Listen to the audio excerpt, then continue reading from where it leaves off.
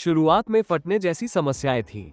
इसके लिए हमने APKS ऑर्गेनिक्स कंपनी से समाधान पूछा। उस समय उन्होंने अभिमान नामक उत्पाद की सिफारिश की।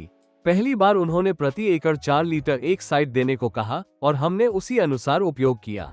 इसके बाद वह बीमारी कुछ हद तक नियंत्रण में आ गई। दूसरी बार उन्होंने ऑबिक्स नामक दवा उपयोग करने को कहा और हमने उसे भी दिया।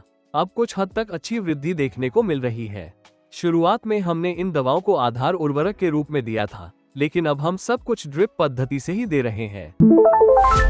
नमस्कार, मेरा नाम अगस्टिन है। हम तूतीकोरिन जिले के साइरपुरम के पास कुमारपुरम क्षेत्र में केले की खेती करते हैं।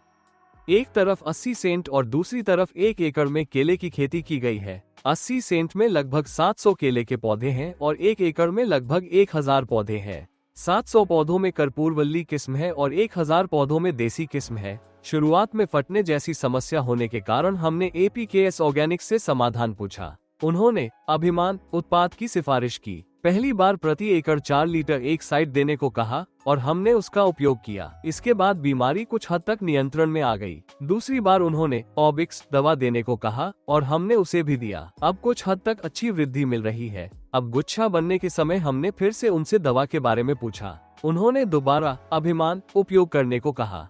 कर्पूरवल्ली किस्म के लिए 8 लीटर और देसी किस्म के लिए 10 लीटर ड्रिप पद्धति से दिया गया। शुरुआत में दवाओं को आधार उर्वरक के रूप में दिया गया था, लेकिन अब सभी दवाएं ड्रिप पद्धति से दी जा रही है।